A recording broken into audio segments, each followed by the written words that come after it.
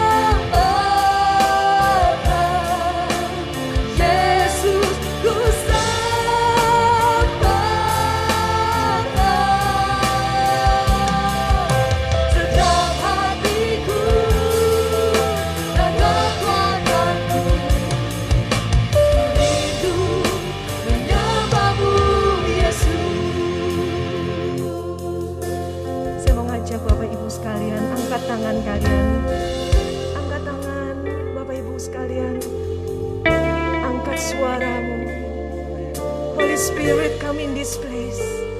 Tuhan Yesus datang tempat ini melawat setiap kami. So Jesus, Holy Spirit, Holy Spirit, jamah setiap kami. Bersama-sama kita katakan, ya Roh Kudus, ya Roh Kudus. Thank you Lord Jesus. Katakan dengan sepenuh hati, Roh Kudus jamah setiap hati kami Tuhan. Kau melihat setiap tangan yang terangkat. Kau menjamah setiap kami Tuhan. Holy Spirit, come in this place. Yes Lord, yes Lord, yes Lord. Holy Spirit, Holy Spirit. Ya Roh Kudus. Thank you Lord Jesus.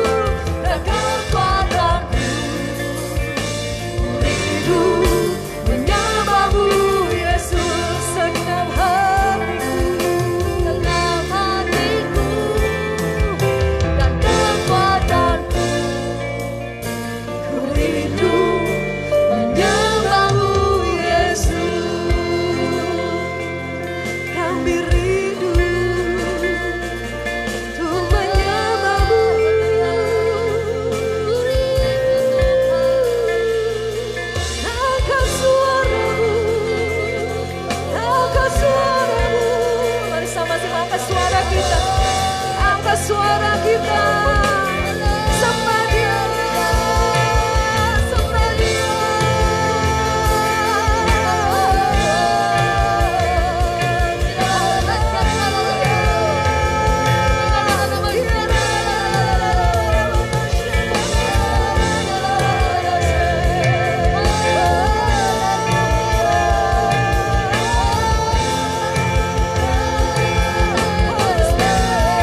Holy Spirit,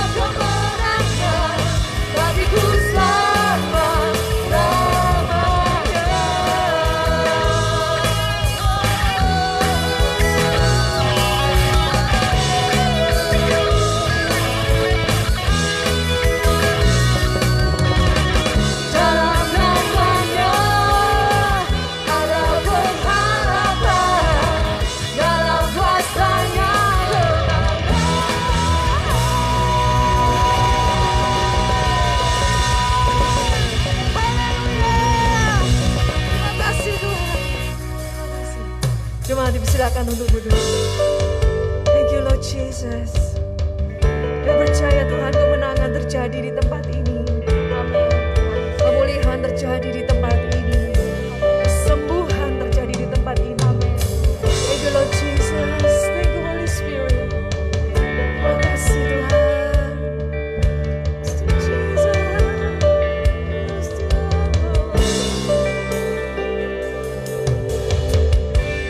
Ku menyembah dalam kudus hadirat-Mu.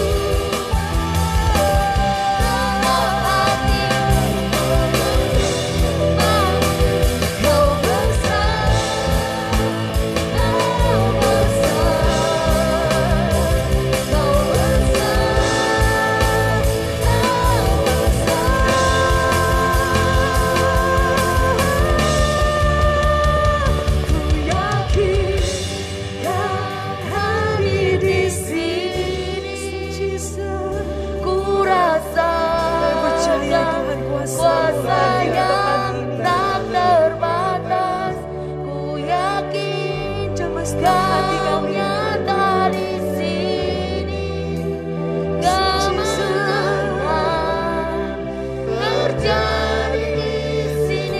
Mari sama-sama jemaat Tuhan saja menyanyikan. Katakan dengan sepenuh iman kita.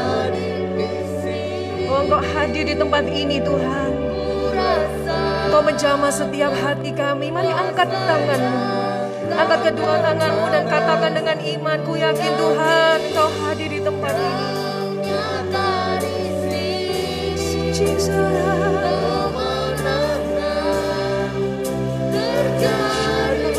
Katakan sekali lagi, ku yakin Tuhan. Holy Spirit come in this place. Engkau tahu kerinduan setiap hati kami yang mengangkat tangan Tuhan. Oh jamah melawat setiap hati kami.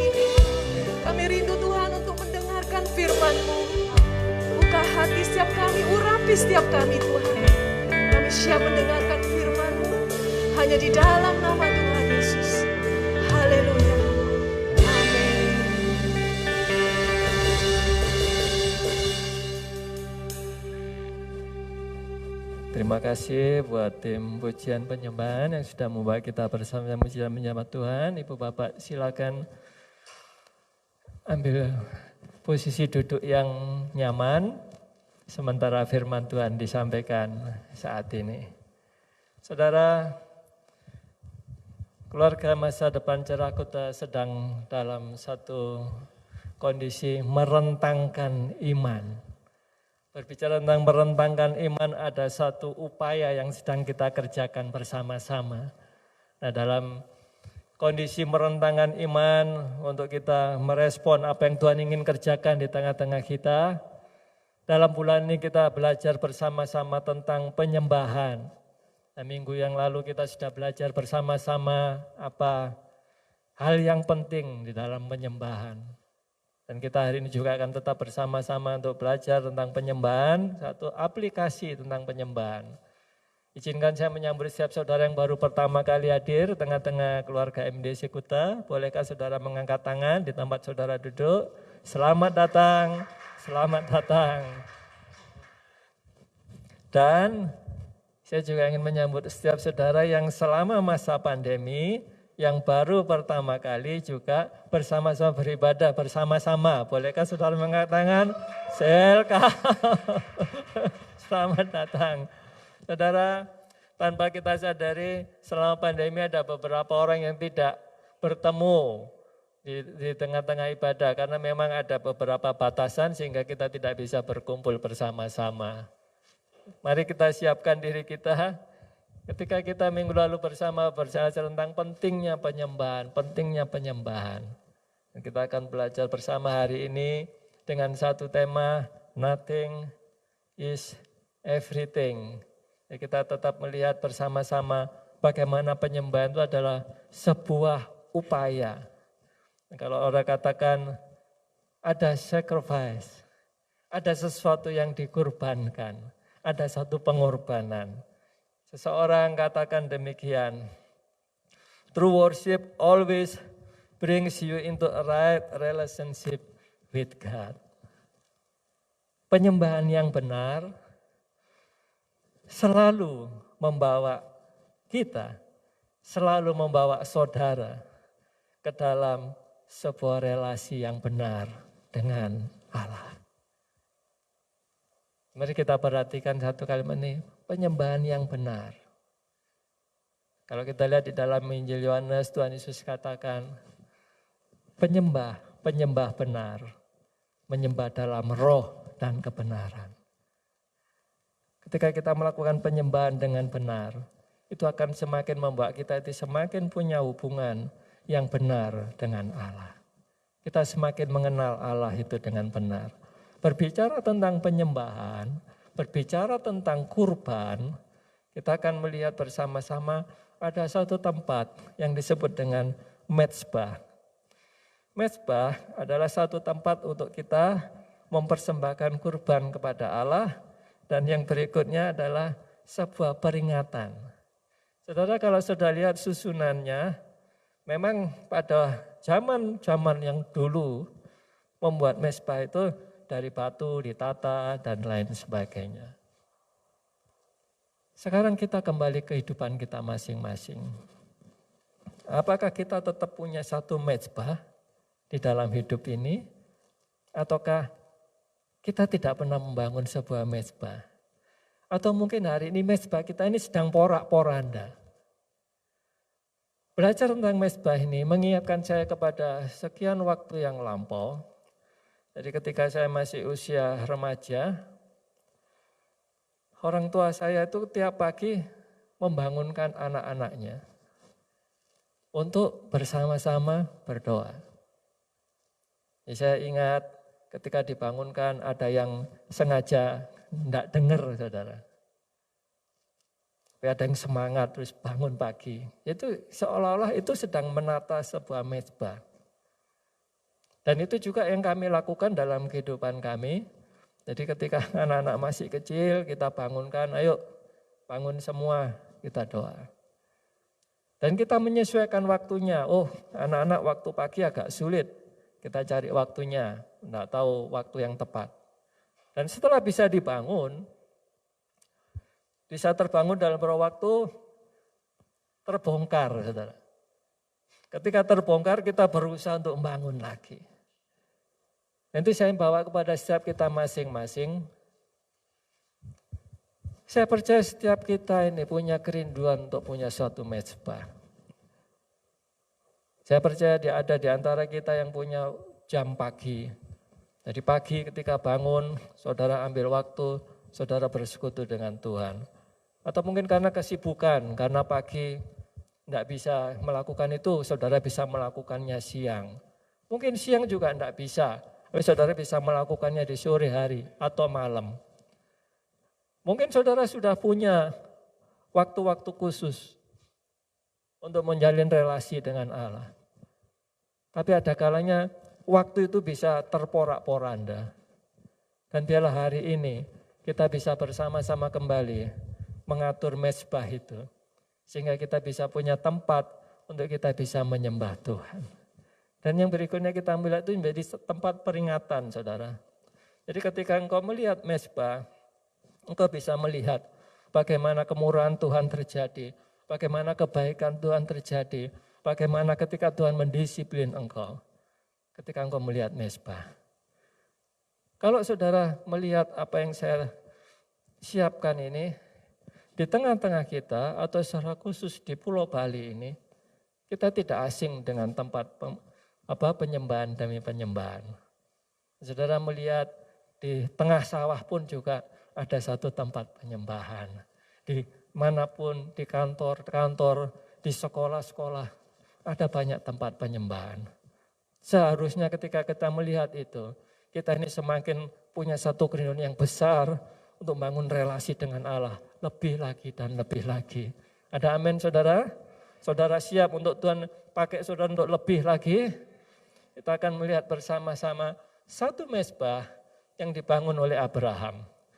Perjalanan Abraham ini menolong kita untuk bisa melihat bagaimana Allah dengan kesetiaannya itu.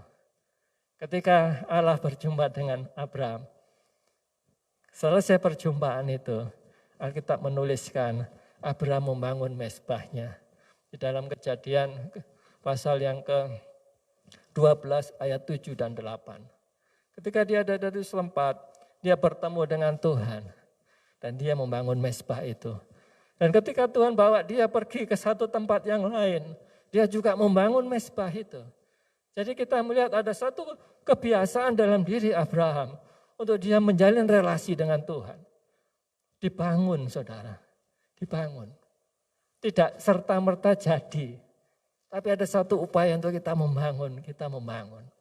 Mari kita secara pribadi, kita bangun lagi mezbah itu.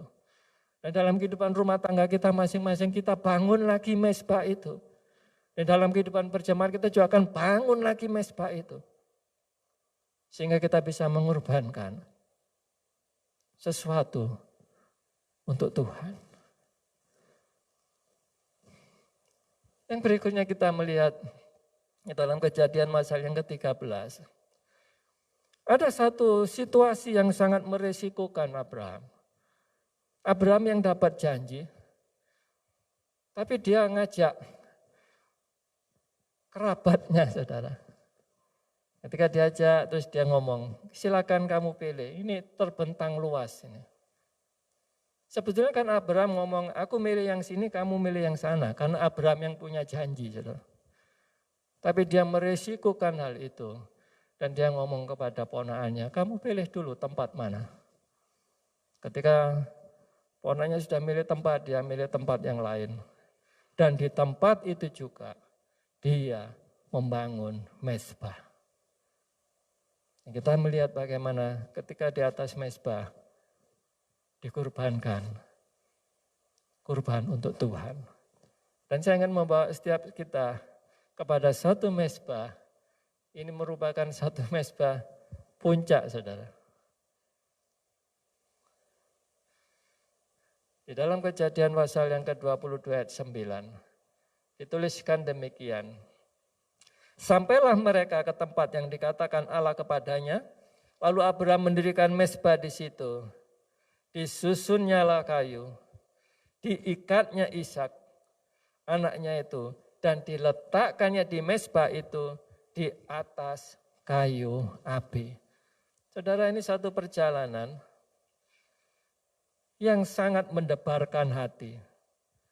Karena setelah penantian begitu waktu yang panjang, seolah-olah Tuhan itu meminta apa yang dijanjikannya kepada Abraham.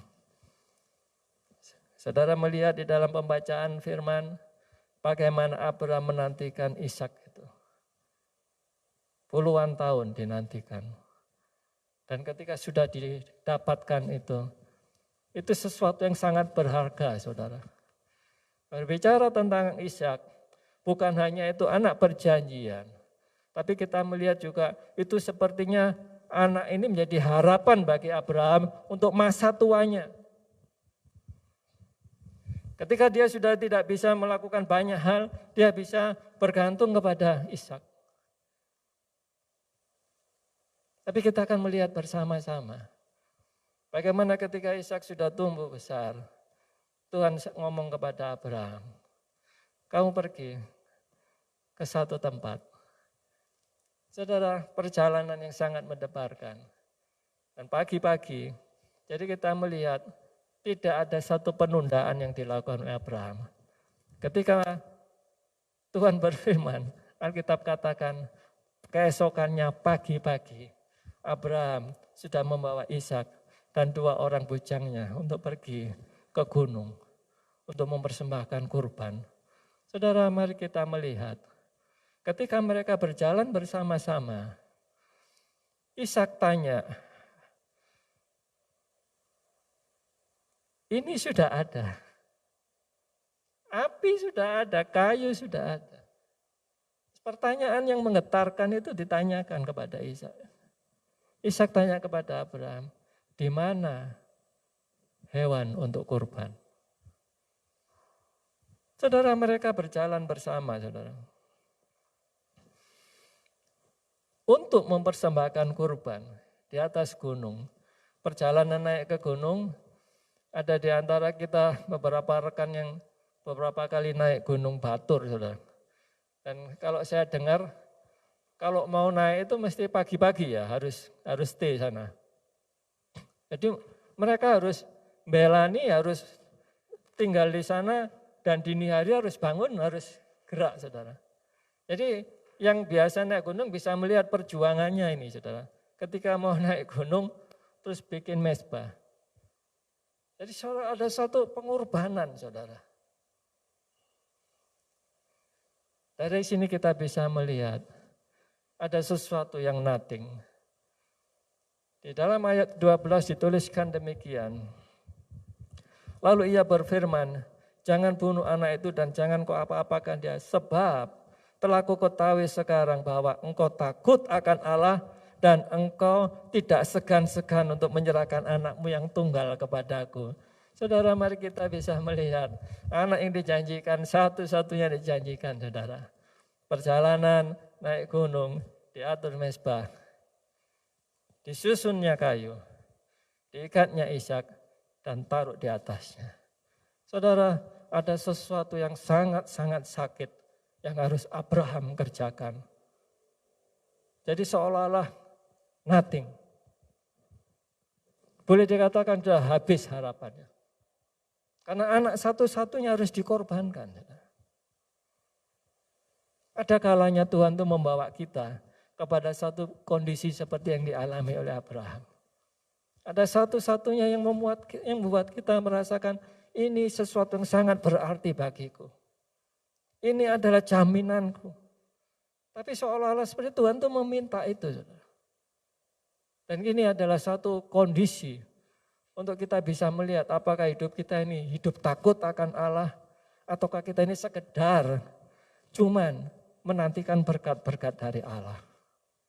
Nah, biarlah hari ini merupakan satu momen untuk setiap kita mengalami satu relasi yang lebih dekat lagi dengan Allah.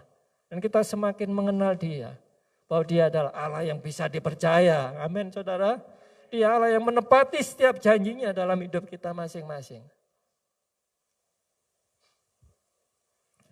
Ayat yang selanjutnya dituliskan demikian. Aku bersumpah demi diriku sendiri. Demikianlah firman Tuhan. Karena engkau telah berbuat demikian dan engkau tidak segan-segan untuk menyerahkan anakmu yang tunggal kepadaku. Saudara, pasti kita bisa menyaksikan bagaimana kalau satu keluarga punya anak yang tunggal. Bagaimana upaya untuk menjaga supaya anak ini bisa bertumbuh dengan baik dan mendapatkan sesuatu yang baik. Kayak kita melihat, sepertinya Allah kok tega ya. Atau mungkin ada yang di antara kita ini berkata, sepertinya Tuhan ini kok tega ya. Membiarkan aku seperti saat ini. Tidak bisa ngapa-ngapain. Nothing. Sepertinya kita sudah tidak bisa ngapain-ngapain. Padahal kita punya katakan, aku punya Allah yang besar. Aku punya Allah yang besar.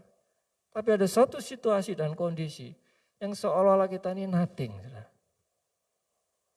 Itu yang bisa saya rasakan ketika saya mempersiapkan bagian ini. Abraham menunggu anak ini sekian waktu lamanya. Bisa jadi sepertinya udah Habis sudah. Mari kita bayangkan ketika Abraham dan Ishak nyusun batu, kayunya disusun, giliran Abraham. Saudara bisa mengimajinasi sendiri apa yang dia katakan kepada Ishak ini. Mungkin, nak, ini hari terakhir kita ketemu, nak. Apapun yang terjadi, ayah sayang kamu. Apapun yang terjadi, papa sayang kamu. Kamu harus menjadi yang dikurbankan hari ini. Saudara, bisakah saudara merasakan apa yang Abraham merasakan pada waktu itu? Mungkin Ishak, oh yang benar Pak, guyonan gitu. Kalau bahasa gaul ya apa saudara? Saudara jangan tegang ya, saudara enjoy, nikmati apa yang Abraham dan Ishak alami saat ini. Betul-betul diangkat, saudara. Dan ditaruhlah di atas kayu api itu. Mungkin Ishak mikir loh, mainan apa ini papaku ini? Bisa diangkat, saudara. Ketika sudah mendekat, di waktu yang tepat, saudara. Firman Tuhan, jangan apa-apakan anak ini. Karena aku tahu engkau takut akan Allah. Saudara, apakah kita sebagai umat ketebusan ini, kita ini masih punya kehidupan yang takut akan Allah? Atau ternyata kita ini hidup sembrono hari-hari ini?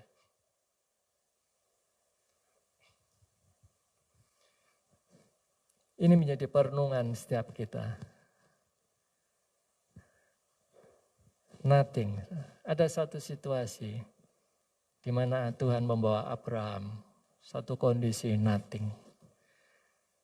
Kalau engkau hari-hari Tuhan sedang bawa dalam situasi itu, mari nikmati prosesnya. Nikmati prosesnya.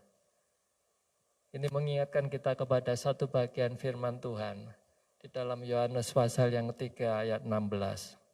Karena begitu besar kasih Allah akan dunia ini, sehingga diberikannya anaknya yang tunggal, sehingga setiap orang yang percaya kepadanya tidak binasa, melainkan beroleh hidup yang kekal. Amin, saudara.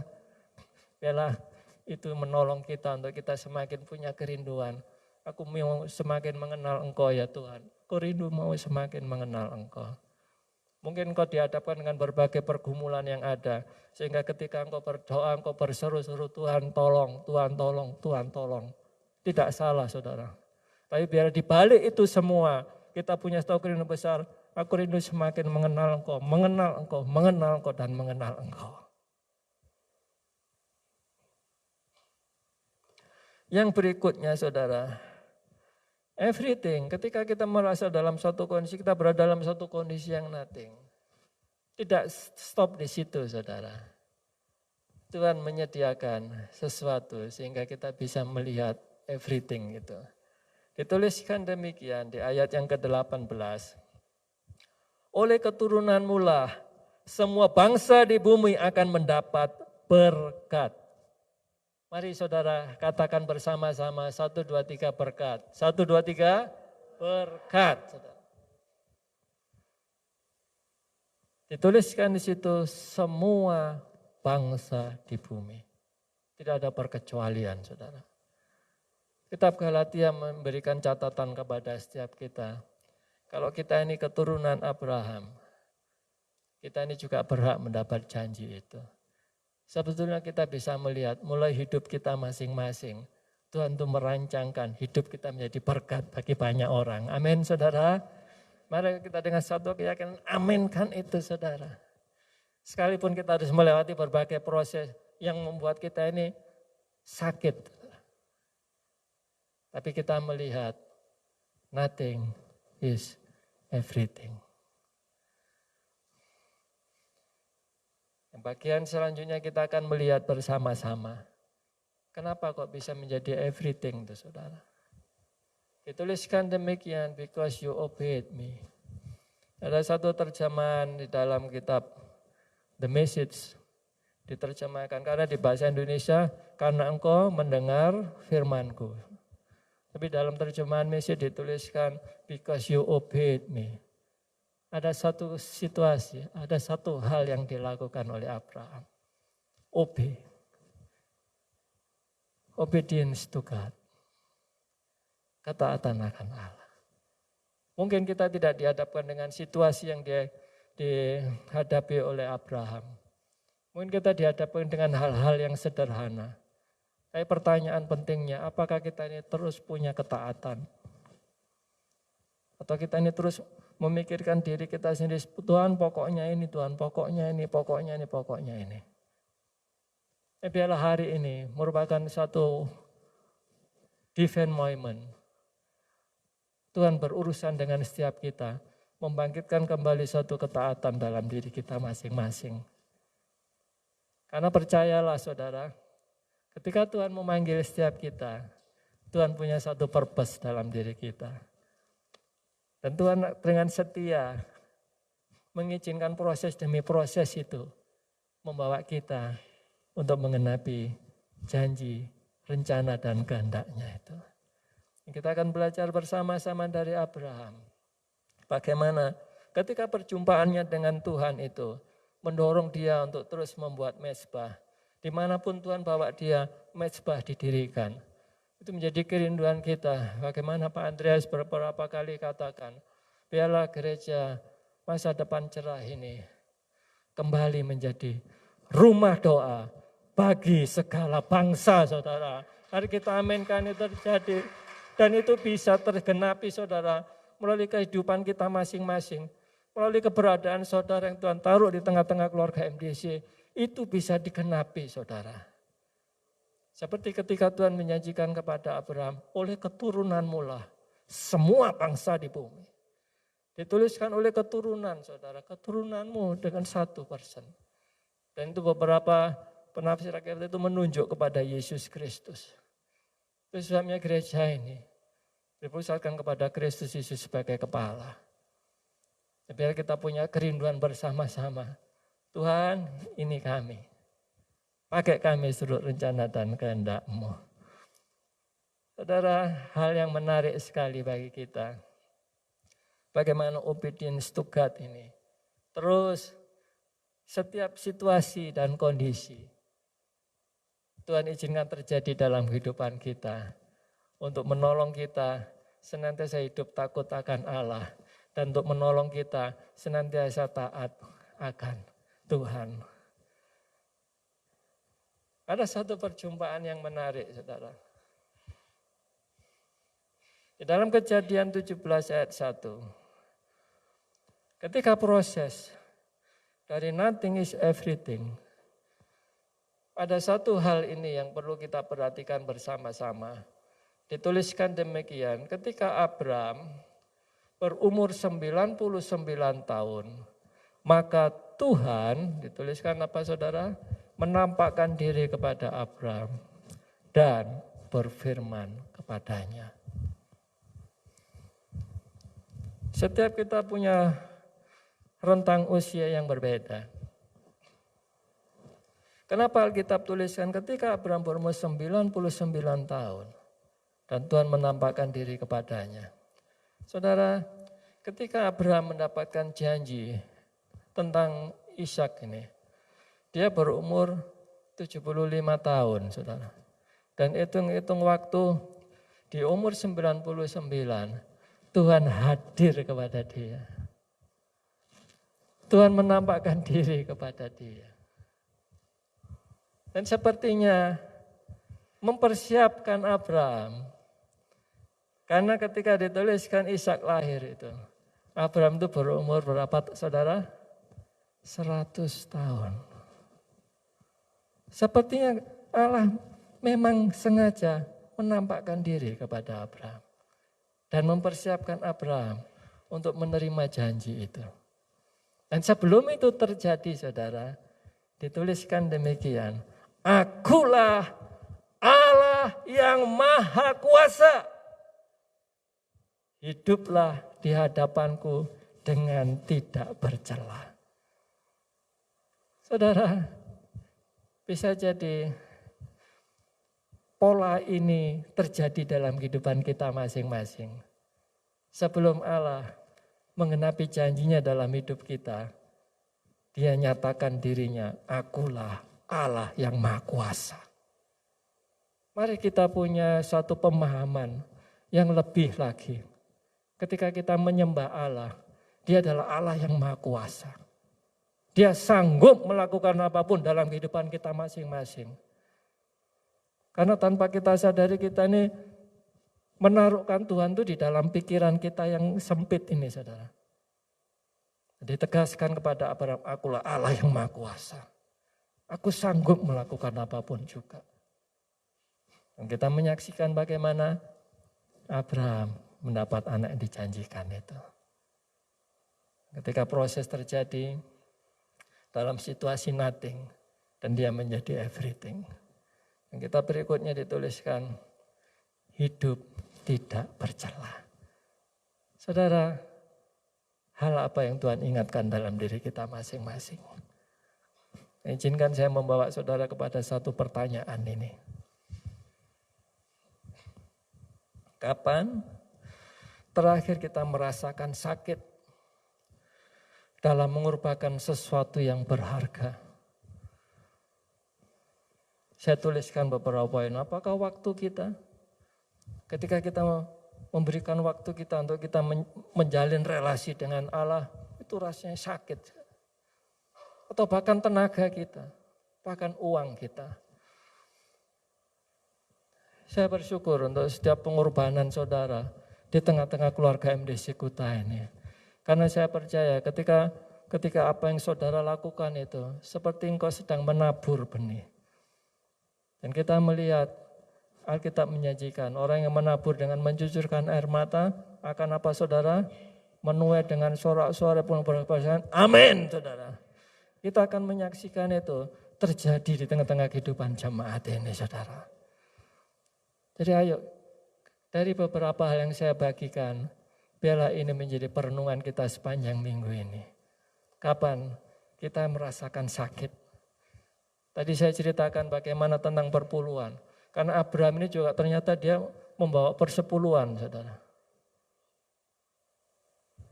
Berapa waktu lalu kami pernah menahan perpuluhan itu. Tidak kami berikan untuk Tuhan. Tapi kita pakai sendiri karena berada dalam satu kondisi keuangan yang sangat sulit. Tapi akhirnya kami bertobat, saudara. Dan kondisi sesulit apapun juga, perpuluhan harus diberikan kepada Tuhan. Itu menolong saya untuk seperti yang dikatakan Alkitab, hiduplah di hadapanku dengan tidak bercela.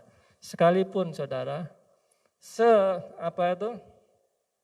secermat-cermatnya kita melakukan itu, tidak ada bandingnya dengan apa yang sudah Tuhan kerjakan bagi kita. Ada amin saudara. Ya biarlah firman ini mendorong setiap kita masing-masing. Tuhan, aku mau menyembah Engkau dengan benar. Dan aku merindukan relasiku dengan Engkau itu semakin dibangun kuat, semakin kuat dan semakin kuat. Akhirnya saudara, dari beberapa hal yang saya bagikan ini, kita akan melihat kitab Roma menuliskan kepada kita demikian. Karena itu saudara-saudara, demi kemurahan Allah, aku menasihatkan kamu, supaya kamu mempersembahkan tubuhmu sebagai persembahan yang hidup, yang kudus, dan yang berkenan kepada Allah. Itu adalah ibadahmu yang sejati. Berbicara tentang penyembahan saudara, Alkitab menolong kepada setiap kita masing-masing. Dituliskan demikian, mari kita mempersembahkan tubuh kita sebagai persembahan yang hidup, yang kudus, dan yang berkenan kepada Allah. Itu adalah ibadahmu yang sejati.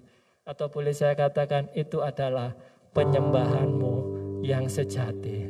Mari kita responi bersama firman Tuhan pada hari ini. Dan kita berkata, I worship you, I worship you, I worship you. I worship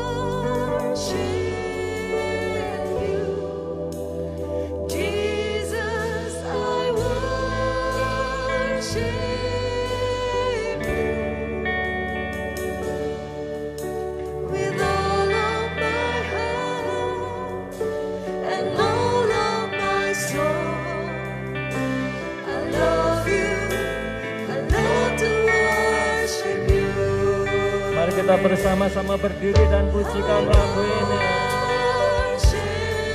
Mari kita latih diri kita lagi. Sembah Dia, sembah Dia. With all of my heart and all of my soul, I love you, I love to worship you. I worship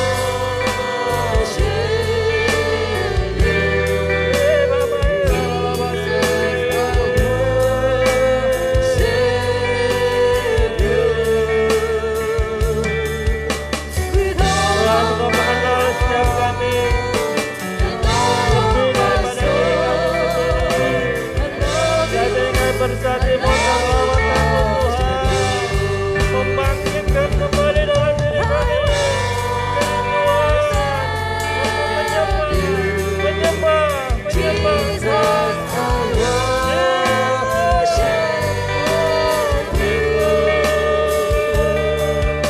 With all of my heart and all of my soul, I love you, I love to worship you. Ku yakin Kau hadir di sini. Dia ada di tengah-tengah kita. Ku rasa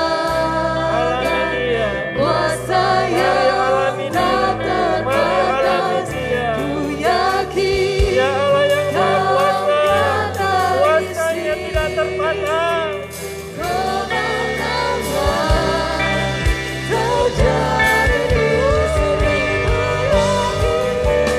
yakin Kau hadir di sini. Kau yang melepaskan kami dari kuasa yang tak terbatas. Allah yang Maha Kuasa. Dari sini kemenangan terjadi di sini. Ku yakin Kau hadir di sini. Ku rasakan kuasa yang tak terbatas. Ku yakin Kau nyata di sini. Kemenangan terjadi di sini. Kesembuhan terjadi di sini.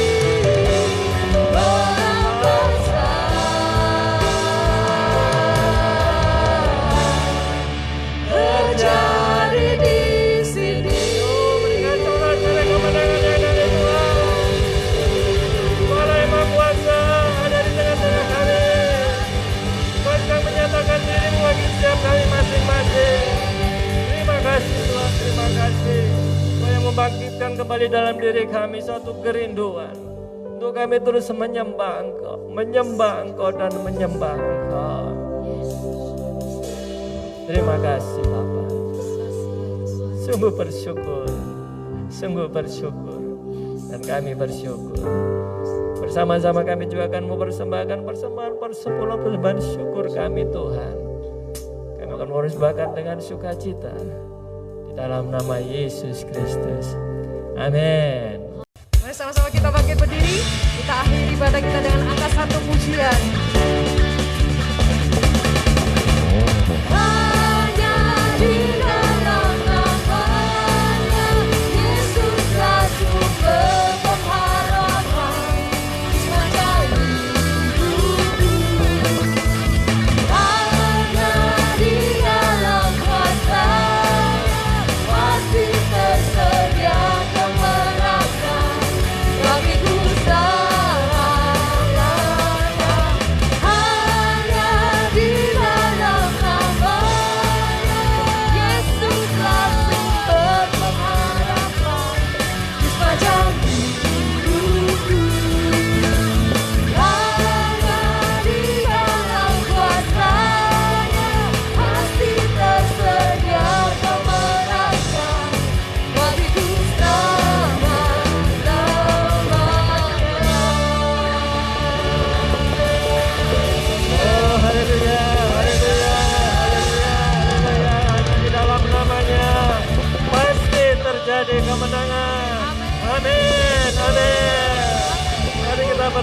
dalam doa Tuhan kami sungguh bersyukur.